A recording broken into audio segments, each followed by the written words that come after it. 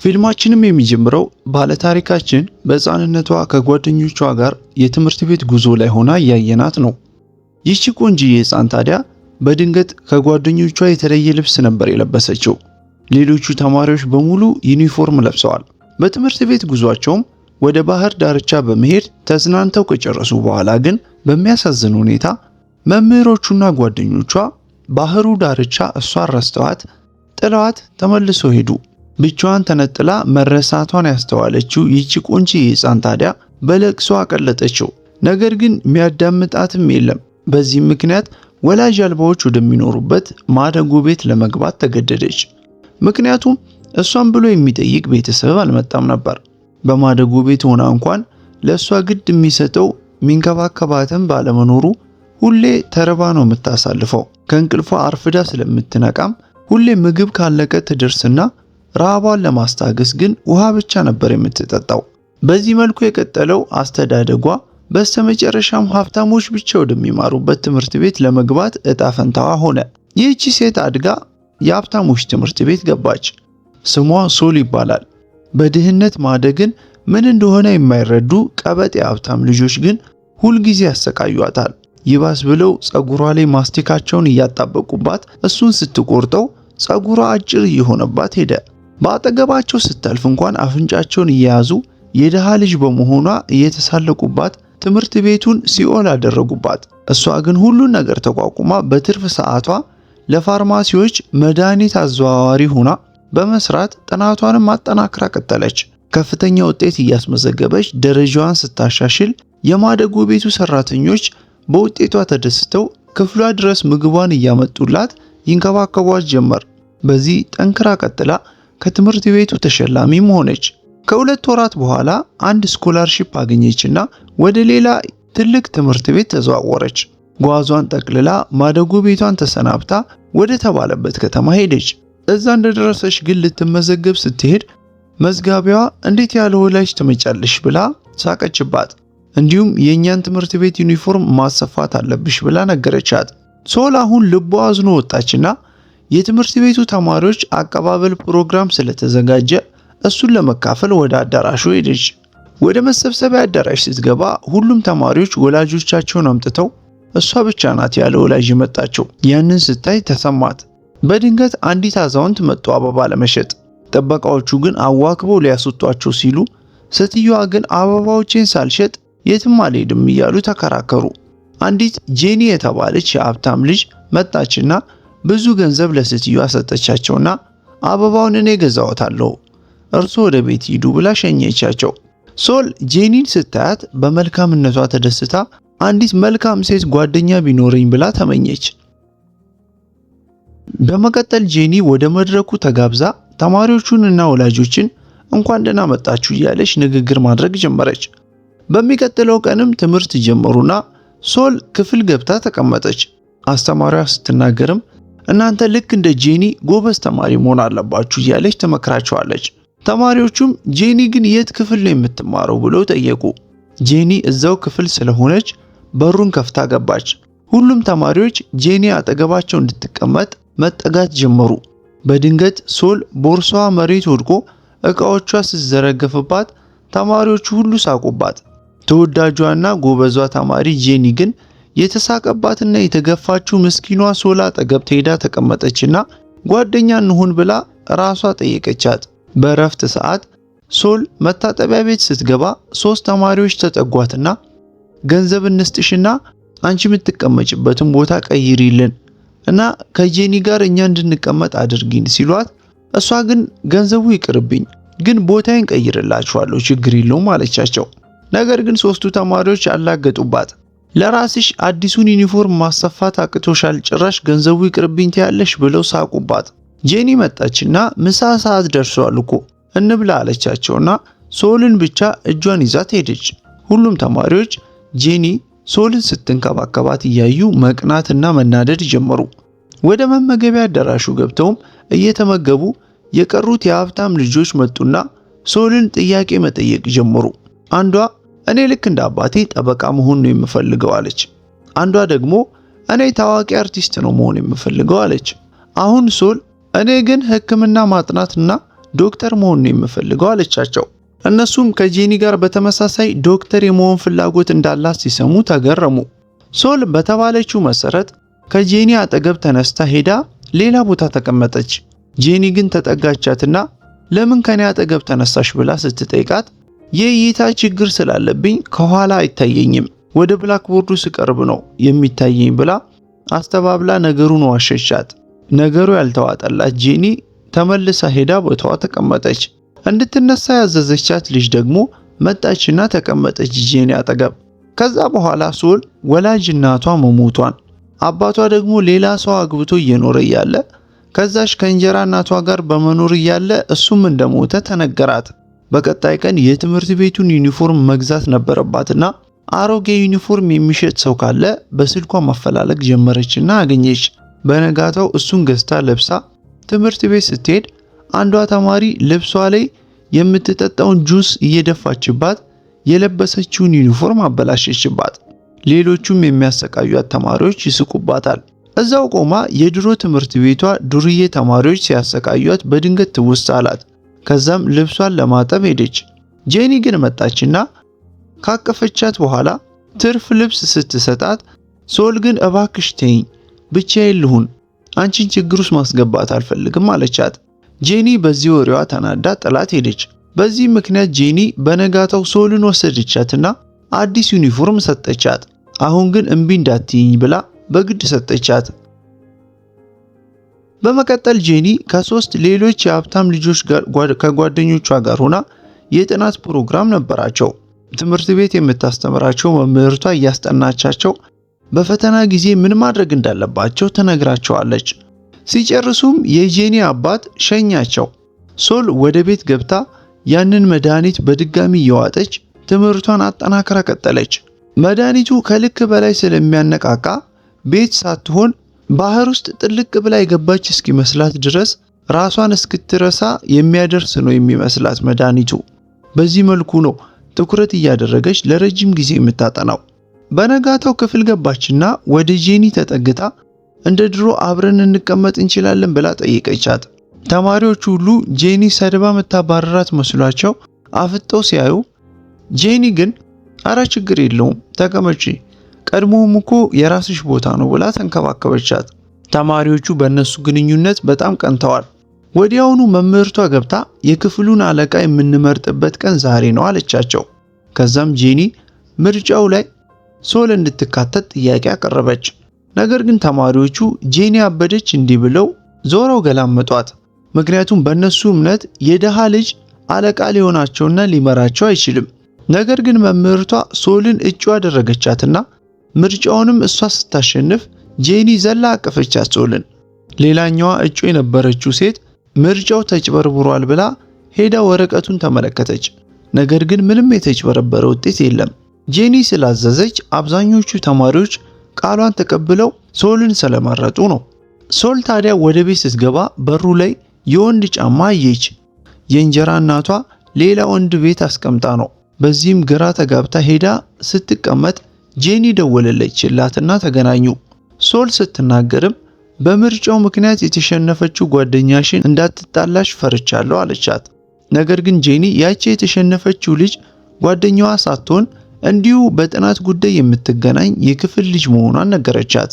ሶል አሁን እስከዛሬ ድረስ የቅርብ ጓደኛ እንዳልነበራትና ጄኒን ስላወቀቻት ደስ እንደሚላት ነገረቻት። ጄኒ ስትናገርም እኔ ጓደኛሽ ብቻ ሳልሆን እህትሽም ጭምር ነኝ ብላ ትልቅ ደስታን ዘራችባት። በመቀጠልም እጇን ይዛት እኛ ቤት ልውሰድሽ ብላ ይዛት ሄደች። ቤት ሲገቡም ሶል ውሻቸውን አይታ ደነገጠች። ጄኒ አረጋጋቻትና ውሻችን እኮ አይናከስም አይዞሽ ብላ አለማመደቻት። መኝታ ቤቷንም እያስጎበኘቻት ፈታ በይ አለቻት። በድንገት ውሻው የህፃን ልጅ ቀሚስ ይዞ ሲመጣ ሶል በህፃንነቷ ስትጠፋ ለብሳ የነበረውን ቀሚስ በማስታወስ ስለነበረው ነገር ስለተከሰተው ነገር ለጄኒ አስረዳቻት። የዛሽ ቀን በተፈጠረ ስህተት ምክንያት ጠፍቼ በማዶጎ ቤት ነው ያደግኩት። ከዛ ስወጣም እናቴ መሞቷን በቅርብ ሰማው። አባቴም ነበር፣ ግን እሱ ታሞ በመሞቱ አሁን የምኖረው ከሱ ጋር ከነበረች የእንጀራ እናቴ ጋር ነው ብላ ለጄኒ አስረዳቻት። ጄኒ በዚህ ታሪክ ልቧ ተነካና እንዳዘነች ነገረቻት። ለተፈጠረው ነገር በሙሉ ግን መምህሮቹ በጊዜው ጥፋተኛ እንደነበሩ ገለጸችላት። ጄኒ ታዲያ ስለመሸ እዚሁ ደሪ ብላ ሶልን ጥያቄ አቀረበችላት። ሶልም እሺ ብላ እዛው እነ ጄኒ ቤት አደሩ። ከተኙ በኋላ ግን ሶል በድንገት ነቃችና በውድቅት ሌሊት ወደ መታጠቢያ ቤት ደርሳ ስትመለስ የጄኒ ስልክ ላይ ከክፍል ጋጠወጥ ተማሪዎች የተላከ አንድ ሜሴጅ ተመለከተች። ሜሴጁን ስታነበውም ልጅቷ ለተፈጠረው ነገር በሙሉ ይቅርታ ቪዲዮውንም አጠፋዋለሁ ብላ ነው የጻፈችላት። በተጨማሪም ዝርዝር ነገሮችን ስትመለከት የጄኒ ስልክ ላይ የገዛ የህፃንነቷ ፎቶዋንና የቤተሰቦቿን ፎቶ አይታ ደነገጠች። ጄኒ ስለሷ ህይወት በጠቅላላ በደንብ ታውቃለች። ሶል አሁን እንደተከዳችና ጄኒ የሷን ታሪክ በሙሉ እንደምታውቅ ተሰማት። እስከ ዛሬም እያታለለቻት እንደሆነ ገባት። ነገሩን እንቆቅልሽ ሆነባት። በአጠቃላይ ጄኒ ጠዋት ስትነቃ ሶል የለችም።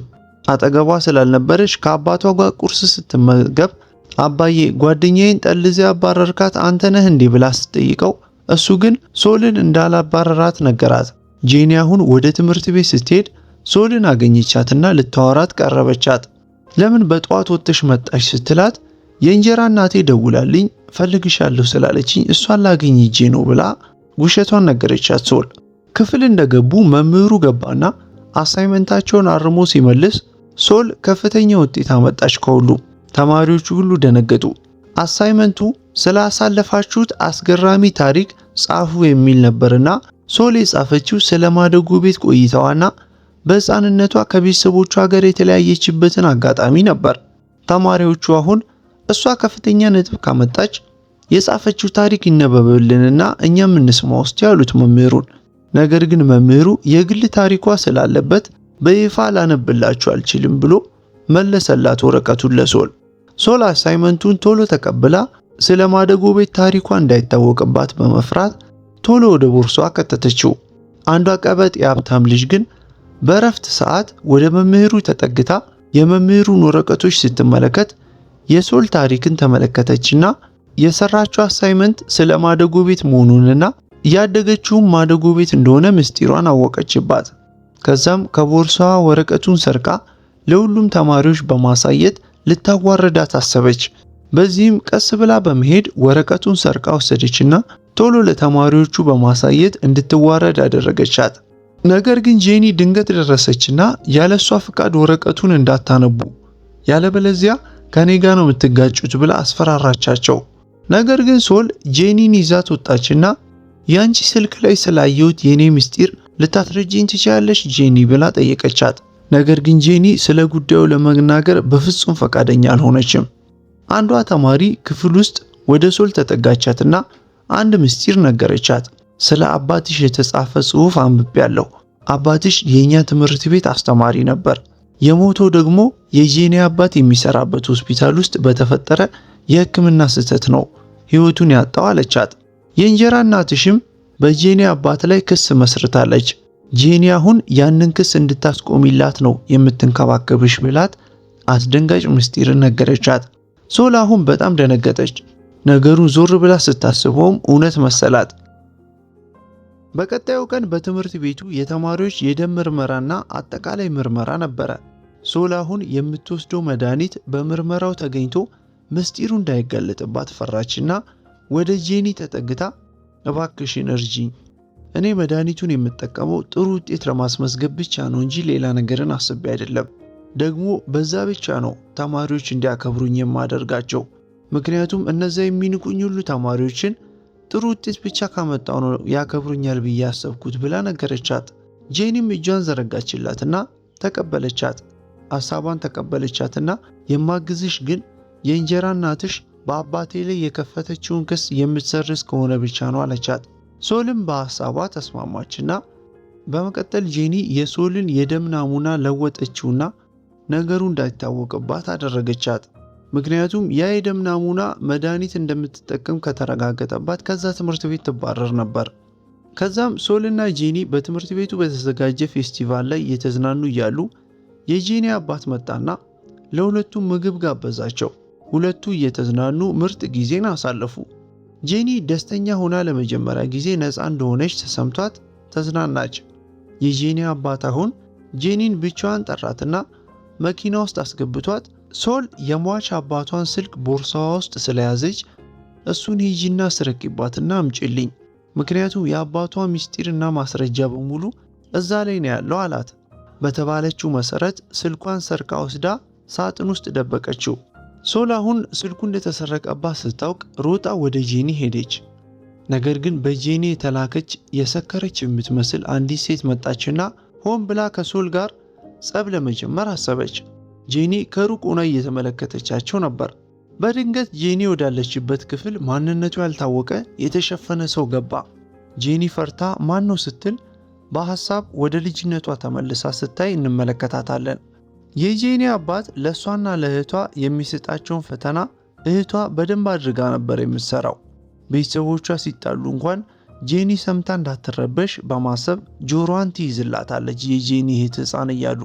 አባቷ ግን ጄኒ ከእህቷ ተነጥላ በደንብ ተምራ ጎበዝ ሆና እሷን እንድትበልጣት ስለሚፈልግ አለያይቷቸው ነበር።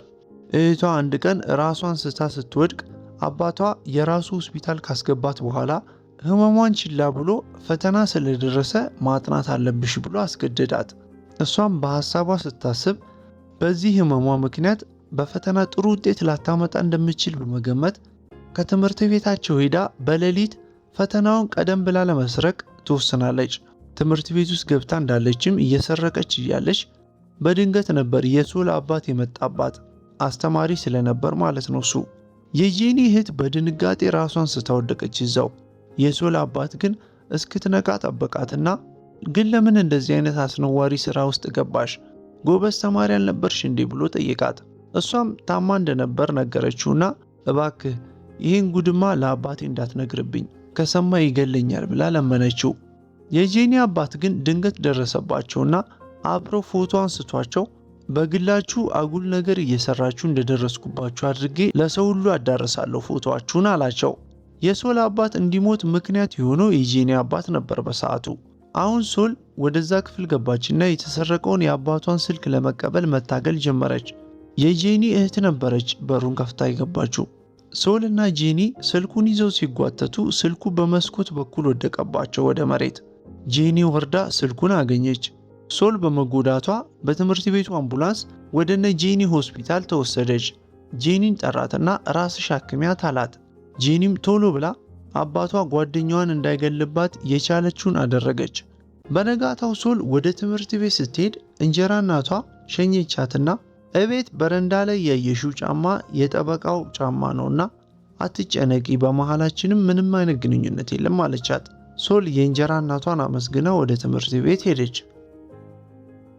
የጄኒ እህት ከዛ በኋላ እልም ብላ ተሰወረች። በዚህም መሰረት ጄኒ ከሶል ጋር ሆና የጠፋች ልጅቷን ፍለጋ ወደ አንዲት የክፍላቸው ተማሪ ጋር ሄደችና እህቴን አይተሻታል እንዴ ብላ ጠየቀቻት።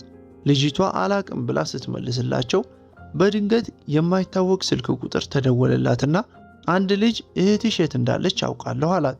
እህትሽን የምትፈልጊያት ከሆነ በድብቅ ለተማሪዎች ከምትሸጭላቸው መድኃኒት የተወሰነውን ስጪኝ፣ ከዛም አሳይሻለሁ፣ አድራሻውን ነግርሻለሁ አላት። እና እሱ ያለበትን አድራሻ ሲነግራት ሶስቱም ሴቶች በተባለው ቦታ ሄዱ።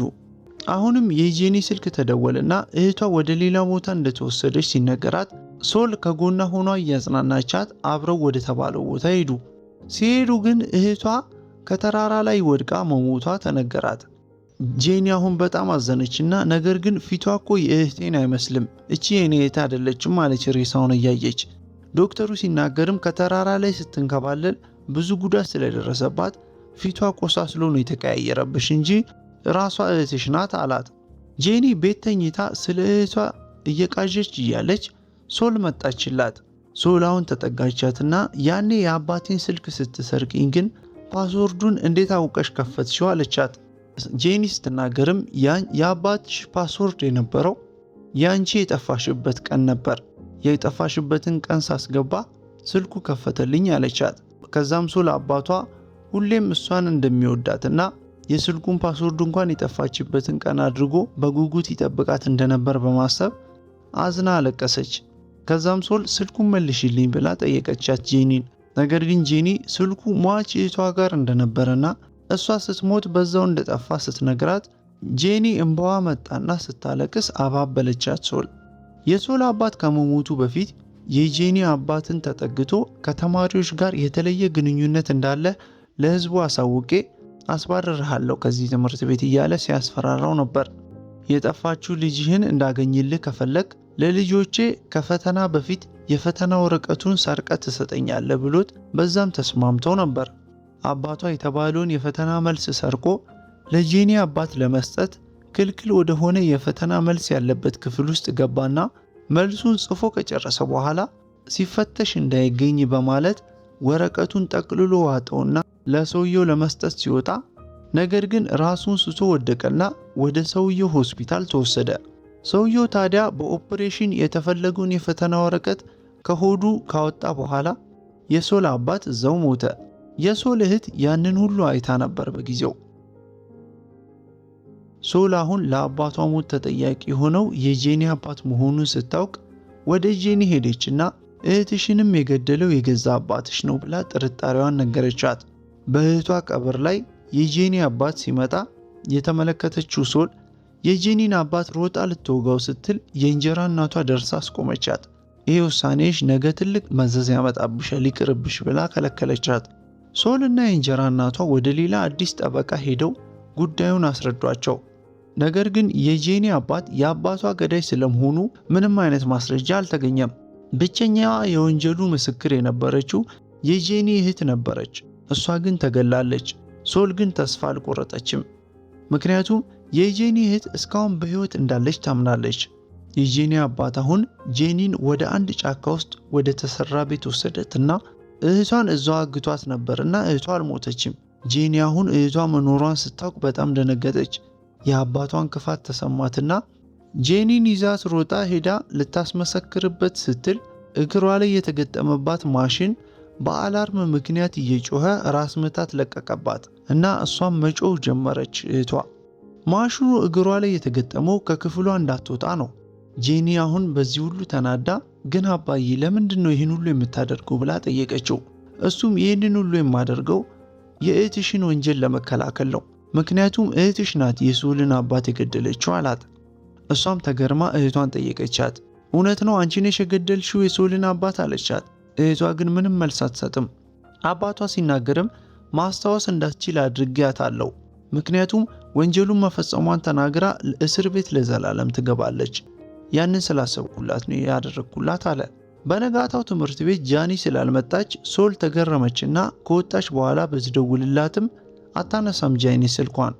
ቤቷ ሄደችና ልትጠይቃት ስትል አባቷም አብሯት ነበርና እንድትወጣ አስገደዳት፣ እንድትወጣ አስደረጋት። ውጪ ሆናም አሞሽ ነው እንዴ ብላ ስትጠይቃት ጄኒ ግን የእህቷ በህይወት መኖር እንዳይታወቅባት ፈርታ ሂጂልኝ ብላ ነገረቻት ለሶል። በቀጣይ ቀን ሶል አንድ የማደጉ ቤት አብሮ አደግ ጓደኛዋ ጋር ተገናኘችና የጄኒ አባት ከትምህርት ቤቱ የዩኒቨርሲቲ ማለፊያ ፈተና ከመፈተናችን በፊት ሰርቆ ለልጁ ለጄኒ ሊሰጣት ነው። እኛ ሰርቆ ሲወጣ እንጠብቀውና ያንን የፈተና መልስ ለሀብታም ልጆች በውድ ገንዘብ እንሽጥላቸው አለችው። እሱም ተስማማት። የጄኒ አባት ፈተናውን ሰርቆ ሲወጣ የራሱ አምቡላንስ ውስጥ ተቀምጠው ጠበቁትና አግተው አስፈራሩት። ፈተናውን ተቀብለውት ሊሄዱ ሲሉ ግን ጄኒ ደረሰችና አባቴን አትጉዱት፣ የፈለጋችሁትን ነገር ግን ውሰዱ አለቻቸው። ፈተና መልሱን ይዘው ሄዱና ለተማሪዎችም በውድ ገንዘብ ሸጡላቸው። የፈተናው ቀን ደርሶ ሁሉም ተፈተኑና ጄኒ እንደተለመደው ምርጥ ውጤት አምጥታ አለፈች። አባቷም በሀገሪቱ ቲቪ ተገኝቶ በልጁ ኩራት እንደሚሰማው ተናገረ። በነጋታው ጄኒ ወደ እህቷ ሄደችና ውሃ ውስጥ ማንሳፈፊያ ትልቅ ልብስ አለበሰቻትና ወደ ባህር ገፍትራ ጣለቻት። ወዲያውኑ ነፍስ አድን ሰራተኞችና ፖሊሶች መጡ።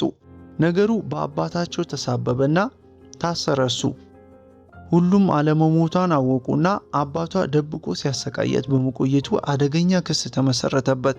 በተጨማሪ ፈተና እየሰረቀ ለልጆቹ በመስጠትም ትልቅ ወንጀል በመስራቱ ተጨማሪ ክስ ሆነበትና ተከሰሰ። በዚህ ሁሉ ግርግር ታዲያ ጄኒ ተሰውራ ጠፍታለች። ጓደኛዋ ሶል እሷን ማፈላለግ ጀመረች። በስተመጨረሻም ጄኒን በተመደበችበት አዲሱ ዩኒቨርሲቲ የሕክምና ትምህርት መማር ጀምራ አገኘቻት ሶልም የሕክምና ትምህርት ደርሷት አብረው በአንድ ቦታ ተገናኝተው ትምህርታቸውንና ህልማቸውን እዛው ጀመሩ። እናም ምርጡ ፊልማችንም በዚሁ ተጠናቀቀ።